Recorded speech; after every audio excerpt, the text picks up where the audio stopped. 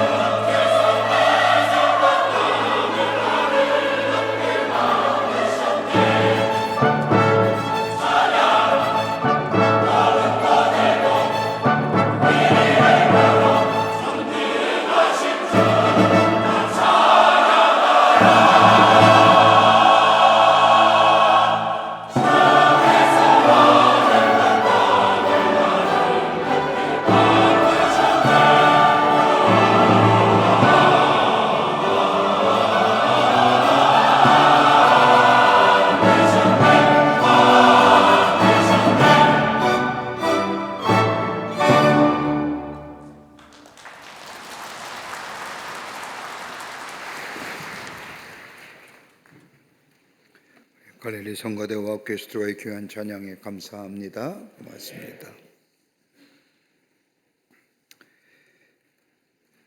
우리가 살아가고 있는 지금의 세상은 마치 벼랑 끝에 선 것과 같은 위기 속에 살아가고 있음을 보게 됩니다. 경제적인 위기, 또 국제적인 세세의 관계성의 위기, 사회적 갈등으로 이루한 대립과 갈등의 위기 등, 꼭 나라만이 위기만 겪는 것이 아니라 우리 개인의 삶도 가만히 들여다보면 위기 속에 살아가는 우리의 인생인 것을 발견하게 됩니다. 어딜 돌아봐도 평안함이 없는 것, 그러기에 우리의 가정을 가만히 뒤돌아봐도 남편과 아내가의 갈등, 자녀와의 갈등, 경제적인 위기, 그 밖에 여러 것들이 우리의 삶을 위기로 몰아넣는 것을 보게 됩니다. 그럴 때마다 우리 마음속에 평안함은 사라지고 마음 한구석에 절망과 더불어 좌절의 마음이 생겨남을 우리는 경험하게 됩니다. 그러기에 이 위기 속에 우리는 아무런 것을 할 수 없다고 하는 무기력 가운데 삽니다.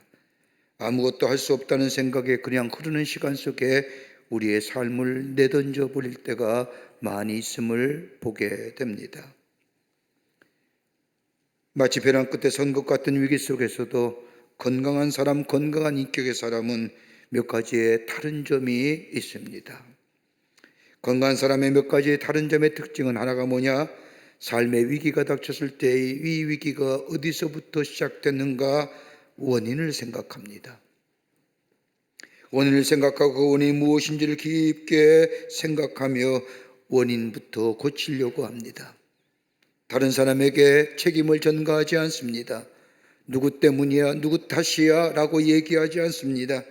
내가 닥친 이 위기의 원인이 무엇인가를 깊게 생각하며 그 원인을 밝혀 문제를 해결하려고 합니다. 이게 건강한 사람의 모습이랍니다.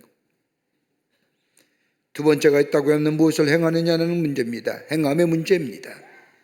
아는 것에 대한 문제가 아닙니다. 무엇을 소유하였느냐의 문제가 아니라 내가 알고 있는 것을 어떻게 적용하느냐, 내 삶 속에 어떻게 적용하며 살아가느냐라는 것입니다. 그러기에 삶의 문제의 원인을 발견했다고 한다면 그 원인에 대하여 행함의 모습이 우리 가운데 있어지는 삶, 이 건강한 인격의 삶의 모습입니다. 하나 더 얘기할 수 있다고 한다면 위기 앞에 그 해결의 우선순위가 무엇인가라고 하는 겁니다. 어느 것을 먼저 우선순위로 정하고 그 문제의 위기 앞에 서느냐라고 하는 겁니다. 그러기에 원인이 무엇이냐, 무엇을 행하느냐, 그리고 우선순위가 무엇이냐, 여러분 이렇게 하게 될 때의 위기는 넘어설 수가 있는데 이것의 모습에 따라서 내 존재의 가치가 결정된다고 해도 과언이 아닐 겁니다. 우리가 성경의 말씀을 읽다 보면 하나님이 우리에게 일관되게 하시는 말씀 하나가 있습니다. 그건 다름이 아니라 너의 마음을 달라는 겁니다. 히브리에 있어서의 마음이란 것은 단순히 우리의 감정이나 느낌이 아니라 전인적인 거고 전존재적인 겁니다.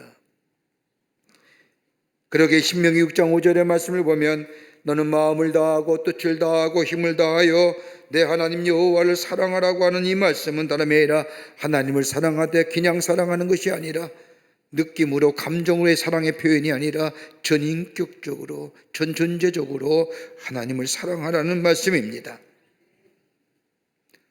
오늘 우리가 읽는 본문의 말씀은 우리가 잘 알고 있는 말씀의 한 모습 부분입니다. 아버지 아하스의 뒤를 이어 왕이 오른 히스기야, 새로운 유다의 백성들 이스라엘을 새롭게 부흥으로 이끌어 갑니다. 그런데 역대 28장 1절 이하의 말씀을 보면 히스기야의 아버지인 아하스 행적이 나옵니다. 아하스가 어떤 사람이었느냐? 성경 말씀을 읽어보면 바알의 우상들을 만들어 세우고 하나님이 가장 싫어하시는 이방신들을 섬깁니다. 저 흰 농골짜기에 분향하며 이방 사람들의 가증한 것을 본받아 자녀들을 불태워 제단에 살라버리고 가증한 우상 숭배를 하는 이 아하스는 하나님께서 보다 못해 아람 왕을 들어서서 유다를 치십니다. 그 결과 재물이 누락당하며 수십만 명의 이스라엘 백성이 사로잡혀 갑니다. 아람 왕이나 유다가 어려움을 당하면 아하스는 깨달을 것 같았는데 오히려 아하스는 깨닫지 못하고 옆에 있는 나라 아수르에게 도움을 청합니다. 아수르가 와 유다를 도우는 것 같지만은 오히려 아수르는 도움이 되지 못하고 오히려 유다에게 해악을 끼칩니다. 이러한 사실을 안 에돔이 유다를 또 쳐들어옵니다. 그리고 많은 백성들이 사로잡혀 갑니다. 저 아랫역에 있던 블레셋 나라가 또 쳐들어옵니다. 나라가 위기와 절망 가운데 있습니다. 여러분, 하나님의 은혜로 하나님의 백성이 된 것이 유다 백성들입니다. 그런데 하나님의 은혜를 저버리고 이방신을 섬기며, 그래서 하나님은 저들의 죄악을 돌이키기 위해서 이방 나라를 들어서 저들을 치시는데, 돌아와야 할 이스라엘 백성이 오히려 악행이 크게 달합니다. 삶의 위기일수록 하나님의 백성이라면 하나님께 돌아와야 될 터인데, 역대하 28장 22절의 말씀을 보면 이러한 곤고한 일이 있음에도 불구하고 아하스는 더욱 하나님께 범죄하였더라. 하나님께 돌아옴에도 불구하고 그의 악행은 극에 달합니다. 더 나아가 역대하 28장 24절 이하의 말씀을 보면 아하스가 하나님의 전에 기구들을 모아 회파하고 또 여호와의 전 문들을 닫고 예루살렘 구석구석마다 단을 쌓고 하나님의 성전의 기물들을 모아서 다 회파해 버렸다는 겁니다. 부서 없어지게 만들었다는 겁니다. 하나님의 성전의 문을 닫아버렸습니다. 예루살렘 구석구석에 이방신을 섬기는 단을 쌓았습니다. 여러분, 이렇게 강팍할 수가 있을까요? 나라가 위기인데, 나라일 뿐만 아니라 위기일 뿐만 아니라 백성의 위기의 삶인데, 적어도 지도자라고 한다면, 아하스가 왕이라고 한다면 그 원인이 무엇인가 알고 그 원인에서 돌이켜 다른 자리에 서야 할 터인데, 다른 말로 말하면 저 하나님의 전으로 돌아와야 할 터인데, 오히려 그는 더 패악한 길로 치닫습니다. 그 결과 하나님은 그의 생명을 단축시켰고, 그로 인하여 유다는 위기를 넘어서서 깊은 침체를 가져옵니다. 이런 아하스의 왕이 오른 히스기야, 그는 왕이 오르자마자 유다의 종교개혁을 일으킵니다. 왕이 오른 지 한 달 만에 하나님의 성전을 청결케 하고, 그리고 아버지 아하스가 예루살렘 성전 안에 곳곳에 세웠던 우상들을 깨끗이 치워버리며 성전을 정결케 할 뿐만 아니라 이스라엘 전역에 있던 산당들, 제단들, 신전들을 다 제거해버립니다. 하나님의 임재를 상징하는 하나님의 성전이 거룩게 되니 유다가 새로운 회복을 넘어서서 부흥과 영적인 새로움의 역사를 경험하게 됩니다. 오늘 이 히스기야의 종교개혁을 놓고 성서학자들은 얘기하기를 히스기야가 일으키는 이 신앙 부흥운동은 가장 갑작스럽게 이스라엘 역사 가운데 짧은 시간에 이루어진 종교개혁의 영적인 부흥이라고 얘기하면서, 이렇게 갑작스러운 부흥의 역사가 일어났던 것은 다음이 아니라 저들이 하나님과의 관계의 재발견, 그리고 말씀에 대한 갈급함, 그리고 하나님을 향한 믿음의 회복이 유다의 위기를 넘어서서 삶의 침체를 넘어서서 새로운 부흥의 역사를 가져왔다고 진단합니다. 여러분, 회복의 운동은 단지 성전의 문들을 열고 거룩한 예배를 드려진다고 해서 이루어지는 것이 아닙니다. 외면적인 행위보다 더 중요한 것이 있다고 한다면 내 삶의 자리, 내가 지금 있는 자리가 바른 자리냐, 내가 서 있는 자리가 정말 하나님이 원하시는 자리냐, 만약 그것이 하나님이 원치 않는 자리라고 한다면 내 삶의 자리를 하나님이 원하는 자리로 옮겨줘야 됩니다. 이걸 가리켜서 성경은 회개라고 얘기합니다. 여러분, 부흥이라고 얘기할 때 부흥은 갑자기 대단한 일이나 없던 것이 생겨지는 것이 부흥이 아닙니다. 그러니 우리가 부흥을 얘기하면 갑자기 하루아침에 뭔가 새로워지고 뭔가 대단한 것이 일어난 것처럼 생각하지만, 여러분, 부흥의 사전적 정의는 다름이 아니라 침체된 상태에서, 쇠퇴한 상태에서 다시 일어서는 것이 부흥입니다. 다른 말로 하면 원래의 상태로 돌아가 일어서는 것을 말합니다. 이것보다 더 중요한 의미가 있다고 한다면 성서에 나타난 부흥의 의미는 다름 아니라 하나님께로 돌아가는 것이요, 하나님께로 돌아갈 때 하나님 우리에게 생명을 불어넣어 준 것이 부흥이라고 말합니다. 그러기에 하나님께로 돌아가는 것, 이게 바로 삶의 침체의 위기 속에서 벗어나 회복을 넘어서서 부흥의 역사가 일어나는 일이 나타나게 됩니다.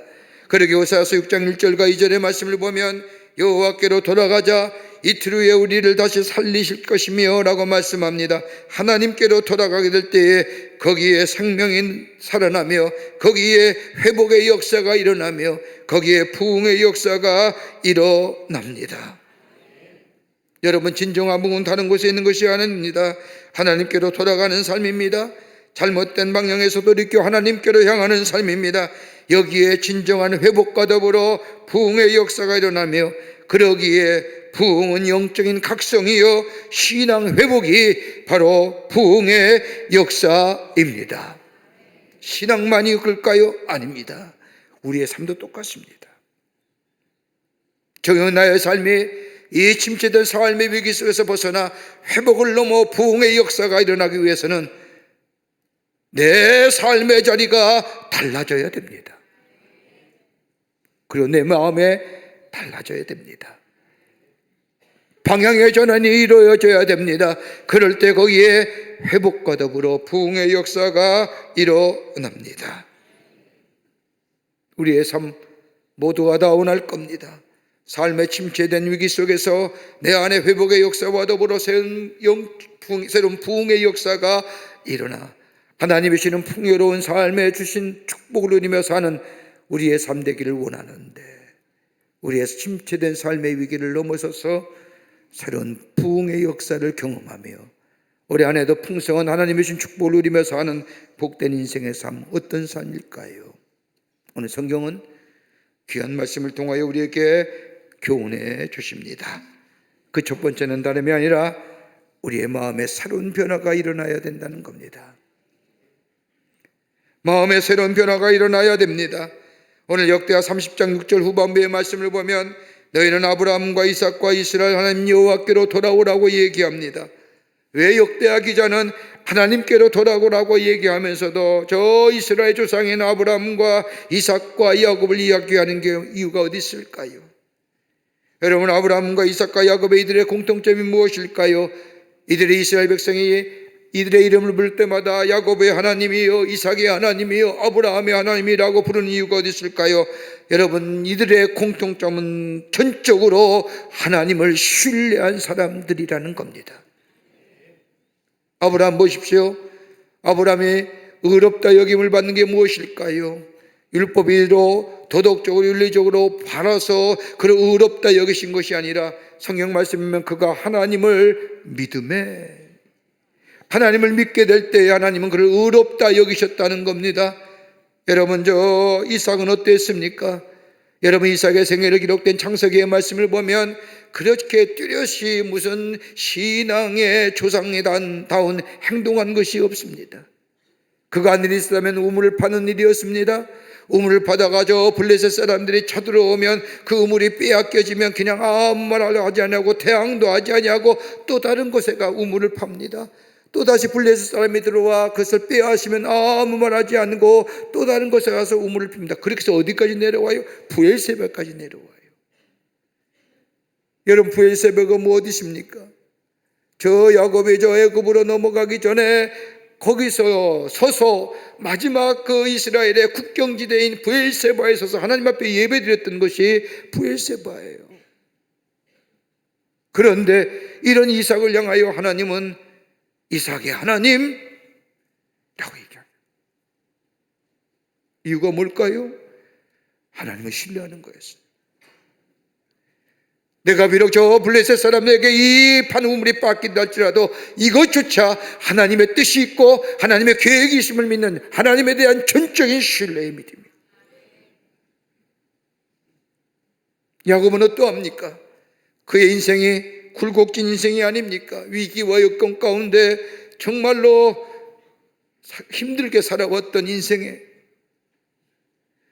그저 애굽의 바로왕에 섰을 때 자신의 인생을 설명하지 않습니까? 내 인생 뒤돌아보니 험난한 인생 살았습니다라고 저 애굽의 왕 앞에 자신의 인생을 피력하지 않습니까? 내 인생 험난한 인생이요 라고. 그럼에도 불구하고 하나님이 야곱을 그는 나의 아들이야, 내 이스라엘이라고 얘기한 이유가 어디 있을까요? 야곱이 그렇게 위기와 역경 가운데 떠나는 하나님을 떠난 삶이었지만 그래도 그의 마음속에 변하지 않는 것이 있다고 한다면 하나님을 향한 전적인 신뢰.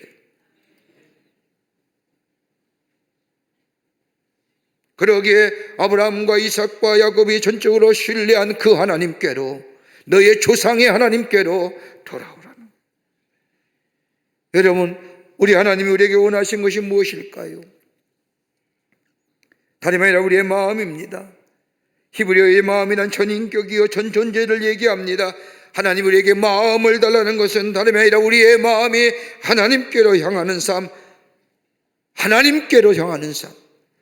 여기에 회복의 역사가 일어나며 회복을 넘어서서 생명의 역사가 일어나며 여기에 부흥의 역사가 일어납니다. 어떻게 우리의 마음이 하나님께 향할 수 있을까요? 여러분, 중세의 수도사들은 하나님과 더 가까이 하기 위해서, 하나님께로 마음을 드리기 위해서, 심령이 새로워지기 위해서 어디를 가요? 저 사막으로, 저 수도원으로 떠납니다. 마음이 하나님께로 향하는 거예요. 마음이 깨끗해져야 되는 겁니다. 우리의 마음이 어떻게 깨끗해질 수가 있을까요? 더러워진 우리의 마음, 다름이 아니라 예수 그리스도의 십자가의 은혜가 내 안에 있을 때에 내 죄된 속성이, 내 검은 내 죄의 모습들이 깨끗하게 되는 역사. 십자가의 은혜를 생각하는 사는 거예요. 여러분, 죄를 이길 수 있는 방법이 뭘까요?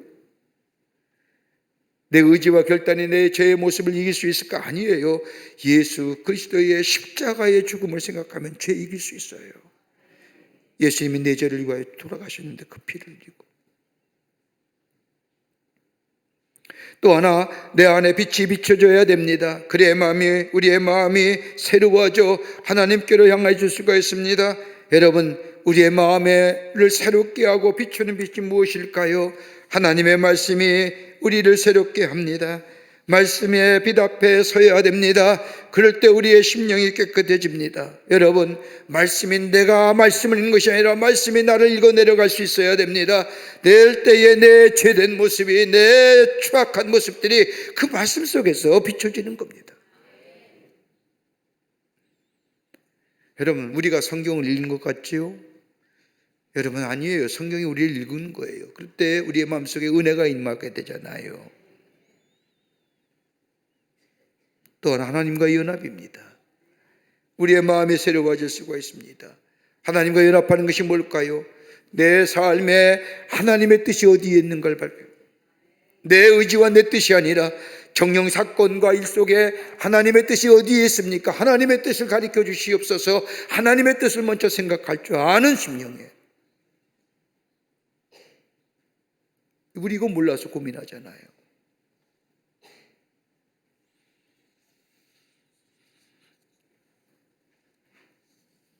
하나님의 말씀이 내 안에 있어지고, 그리고 예수 그리스도의 십자가 내가 있어지고 하나님의 뜻을 생각하는 우리의 삶이 될 때 우리의 마음이 어디요? 하나님께로 향하는 거예요. 그럴 때 우리의 삶 속에 침체된 심령이, 위기 가운데 있는 우리의 삶이 회복의 역사를 넘어 하나님의 생명력이 부르는 역사를 통하여 부흥의 역사가 우리 가운데 있게 됩니다. 두 번째는 교만한 자리에서 떠나야 합니다. 교만한 자리에서요. 오늘 역대하 30장 7절의 말씀을 보면 너희 열조와 너희 형제같이 하지 말라. 저희가 그 열조의 하나님 여호와께 범죄한 거로 여호와께서 멸망에 붙이신 것을 너희가 목도하는 말이라. 이스라엘 백성이 하나님을 떠난 이유는 딱 하나예요. 교만했기 때문인 거예요. 교만하기 때문이에요. 여러분, 교만하면 하나님을 떠납니다. 여러분, 교만하게 되면 내 삶에 위치가 잊어버리게 됩니다. 교만하면 내가 누구인가를 자신을 잊어버리게 됩니다. 그러기에 이스라엘 백성이 하나님을 떠나 저 우상을 섬기며 저 곳곳에 저 우상의 신단을 세운 것은 다름이 아니라 교만했기 때문에 자신의 위치를 알지 못하고 자신을 잃어버렸기에 하나님을 떠난 삶 살았다. 그 이유는 교만했기 때문이에요. 여러분 가만 보십시오. 하나님께서 이스라엘 백성을 택하셔서 저들이 하나님의 인도함 받아 저 출애굽하여 하나님의 약속의 땅인 가나안 땅에 들어간 줄 다른 이유가 아닙니다. 430년 동안 노예 생활하던 이스라엘 백성입니다. 뭐가 그렇게 특별합니까? 뭐가 그렇게 출중합니까? 뭐가 그렇게 탁월한 사람들이라고요? 노예로 태어나 노예로 죽을 사람들인데 하나님은 은혜로 저들을 구원해 주셔서 하나님의 인도하심과 보호 가운데 저 광야의 길을 걷게 하시고 하나님의 약속의 땅인 가나안 땅을 들어가게 하셨습니다. 저들이 뛰어나서요, 저들이 탁월해서요, 하나님의 은혜, 하나님의 사랑입니다. 여러분 이렇게 얘기하면 저 성서의 이야기야, 전 이스라엘 백성의 이야기라고 얘기할지 모르지만 여러분 우리의 삶 어떠세요? 하나님의 은혜로 구원받지 않았습니까? 하나님이 나와 함께 하시고 나와 동행하시고 나의 삶을 인도해 주신다고 우리는 믿음으로 고백하며 그 하나님이 나와 함께 계심을 기뻐하면서 합니다. 그런데 가만 보십시오. 내가 탁월한 존재였습니까? 내가 뛰어난 존재였습니까? 여러분 로마서의 5장의 말씀을 보면 바울은 자신을 향하여 이렇게 고백하지요. 우리 하나님의 사랑과 은혜는 변함이 없는데 내가 연약했을 때에도 또 내가 죄인이었을 때도 내가 하나님과 원수되었을 때도 연약할 때가 어느 때인가요? 하나님을 알지 못할 때에, 예수 알지 못할 때에, 내가 죄인이었을 때에, 내가 예수를 믿고 예수를 알고 예수를 만날 때 내가 얼마나 죄인인가를 깨달았을 그때에, 내가 예수 믿고도 죄자리에 벗어나지 못해서 여전히 죄로 인하여 죄짓고 사는 하나님과 원수 되었을 때도 우리 하나님의 사랑은요 변함이 없다는 겁니다. 내가 탁월해서가 아니라요, 내가 뛰어나서가 아니라 그 은혜를 잊어버리니까 교만해진 거지요. 우리가 흔히 얘기하는 것처럼 은혜는 흐르는 강물에 흘려보내고 내 마음에 악하고 내가 마음에 속상한 것은 저 바위 위에 새겨놓는 것처럼 하나님 은혜는 까마득하게 잊어버리지요. 그 은혜가 나로 하여금 여기 오게 하셨는데 그 은혜 생각하면 그 은혜 가운데 거하는 삶 되면 우리 교만하지 않습니다. 겸손할 수밖에 없는 겁니다. 녹아줘야 됩니다. 풀어줘야 됩니다. 여러분 사무엘상 15장의 말씀을 보면 사울의 왕의 이야기가 나옵니다. 여러분 사울이 얼마나 겸손한 사람이었습니까? 사무엘이 그를 이스라엘 왕으로 세우려 할 때에 도망 가다가 뒤주시에 숨지 않습니까? 그를 불러서 왕위를 세우지요. 사울 왕의 아버지가 암나귀를 잃고 사울에게 가서 찾아오라고 했을 때에 사람 대비 얼마나 정직하고 성실했던지 그 암나귀를 찾으라고 사흘 동안이나 헤맨 사람이 사울입니다. 순종하는 사람이고 진실한 사람이고 겸손한 사람입니다. 스스로 작게 여기던 사람입니다. 그런데 이 사울이 어느 날 왕이 되었습니다. 아말렉과 싸움에서 하나님은 사울에게 말씀하기를 저 아말렉의 모든 것을 다 불태워 진멸하라고 했습니다. 그런데 사울 겉으로는 하나님의 말씀을 따르는 것 같지만 순종하는 것 같지만 아말렉과의 전투에서 승리한 사울이 가만히 보니까 신기한 물건들이 많습니다. 하나님은 다 불태워버리라고 했는데 사울은 자기의 욕심을 인하여 소와 양들을 감추어 놓습니다. 그리고 하나님의 말씀에 순종했다고 합니다. 그럴 때 사무엘의 선지자가 나무랍니다. 그때 사울이 얘기하지 않습니까? 다른 것 아닙니다. 하나님께 좋은 곳으로 제사 드리려고 남겨놨습니다. 이 거짓된 마음, 여러분 교만함은요 허회와 허식을 낳아요. 거짓을 낳아요. 그때 하나님은 뭐예요? 사울에게 부어주셨던 거룩한 영을 거둬가시죠.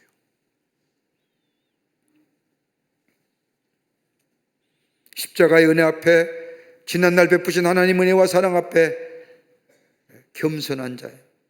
나 같은 죄인 살리신 그 은혜 놀라워. 존 뉴턴이 불렀던 어메이징 그레이스, 이 찬송, 그는 매일매일 교만할 때마다 나 같은 죄인 살리신.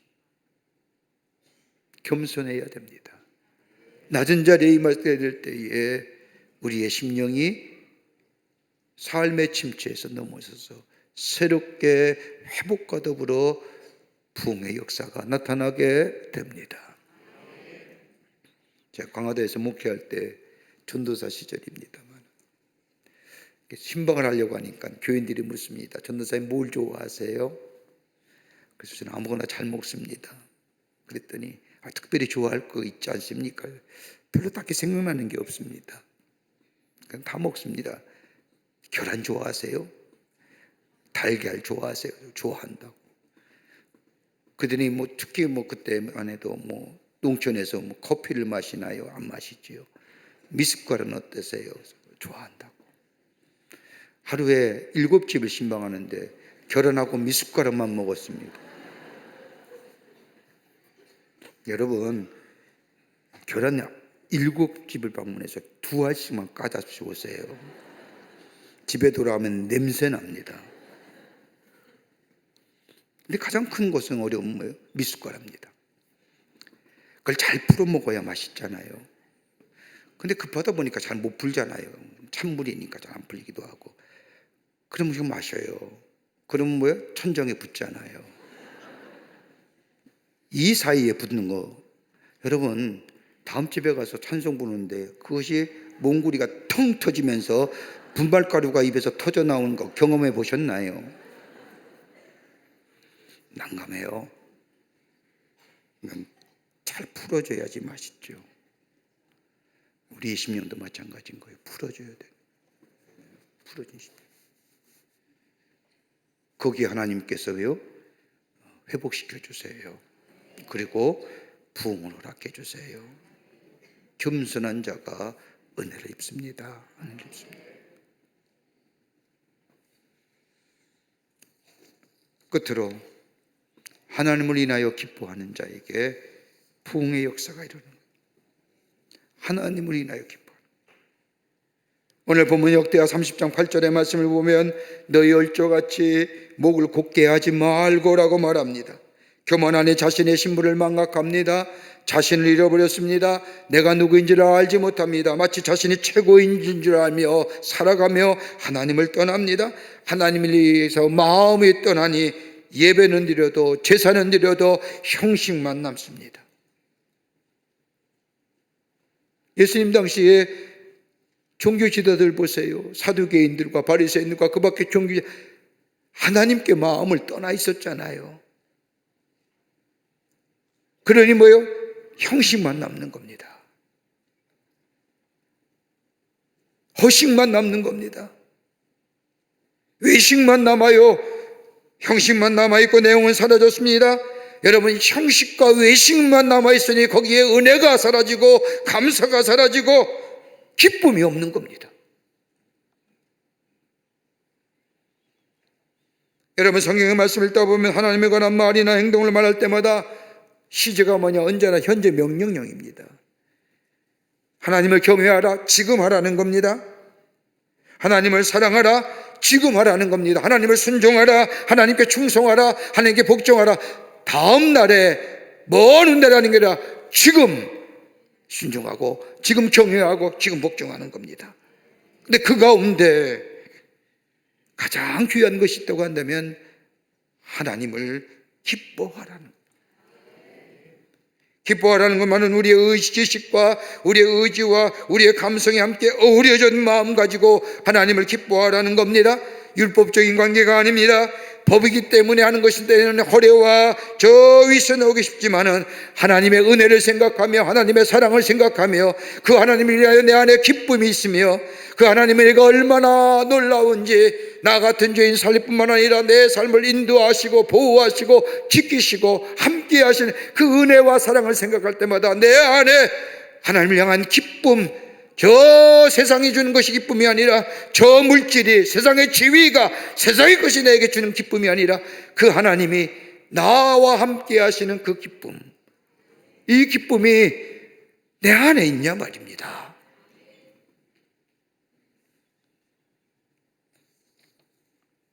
이 기쁨이 있으면 내게 주신 시련도 또 다른 내게 주신 하나님의 축복의 기회예요. 또 다른 하나님의 축복을 경험할 기회라고 생각하며 하나님과 나와의 베푸신 그 은혜 속에 해석하며 생각하며, 그러니까 뭐예요? 은혜 중심적인 세계관이에요. 은혜 중심적인 세계. 그러게 시편 37편 4절의 말씀을 보면 여호와를 기뻐하라, 그리하면 저가 내 마음의 소원을 이루어 주시리라 하시지 않습니까? 하나님을 기뻐하세요? 기뻐해야 됩니다. 저 세상의 돈이나 세상에 주는 명예는 여러분 그거 기뻐하다가는 우리의 인생이 더 깊은 침체에 빠집니다. 왜요? 사라질 것들이기 때문에. 그러나 우리 하나님이 우리의 곁에 계시고 우리의 선한 목자가 되어주시고 우리와 동행해 주시고 내 권고함을 아시고 하나님의 이름을 부르며 기도할 때에 하나님께서 내가 응답해 주시며, 이로 인해서 내 안에 하나님이 계시기에, 하나님이시기에 기뻐합니다라고. 이럴 때 내 삶의 침체가 벗어나, 내 위기가 벗어나 회복을 넘어서서 새로운 부흥의 역사가 우리 가운데 있게 됩니다. 이거 가지고 사는 겁니다. 세상의 지혜 갖고 사는 거 아닙니다. 세상의 경험이요, 시대가 지나면 경험의 한계가 오지요. 그러나 우리가 마음이 하나님께로 향하고 겸허하게 십자가의 은혜 안에서 감사하며 겸손한 자리에 서고, 우리가 정말 하나님으로 인하여 기뻐합니다. 하나님이 인하여 기뻐합니다. 이 믿음의 고백이 우리 안에 있을 때에 우리의 삶의 침체된 위기는 넘어서서 회복과 더불어 부흥의 역사가 있게 될 줄 믿습니다. 이 믿음의 고백이 여러분과 오늘 저 가운데 있어지기를 주의 이름으로 축복합니다. 하나님 감사합니다. 저희들 주께서 사랑해 주셔서 하나님의 백성 삼으심에 감사합니다. 우리의 삶의 위기, 그래서 침체된 우리의 삶, 이제 벗어나 회복을 넘어서서 부흥의 역사가 있게 하여 주시옵소서. 우리의 마음이 하나님께로 향하게 하시고 하나님 앞에 겸손한 자 되게 하시고 목이 곧은 백성으로서부터 내려오게 하시고, 그뿐 아니라 저는 하나님으로 인하여 기뻐합니다. 그 고백이 우리 가운데 있게 되며 증거될 때에 우리의 삶의 침체는 넘어서서 새로운 회복을 넘어 부흥의 역사가 있게 될 줄 믿습니다. 이 은혜가 우리에게 있게 하여 주시옵소서. 감사하며 예수님의 이름으로 기도하옵나이다. 아멘. 지금은 우리 주 예수 그리스도의 크신 은혜와 하나님 아버지의 한량없으신 사랑하심과 성령님의 인도하심이 거룩한 주의 날 주의 전에 올라와 하나님 앞에 예배하며 주신 말씀 마음에 새기고 내 삶의 침체를 벗어나 위기를 벗어나 회복의 역사를 통하여 하나님의 부흥의 역사를 아버지 하나님 체험하며 증거하는 삶으로 살기로 결단하고, 저 세상을 향하여 걸음 옮기는 우리 모든 사랑하는 광림의 권속들과 영상을 통하여 예배에 참여한 모든 이들을 위해 주께서 지금으로부터 영원토록 함께 하시기를 간절히 축원하옵나이다. 아멘. 조신아